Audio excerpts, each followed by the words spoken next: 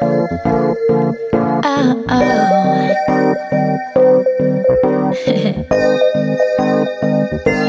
Akala ko may ibig sabihin ang pag-like mo sa status ko sa Facebook.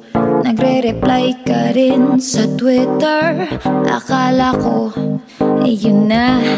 Pero nakita ko kahapon may pinost kang iba.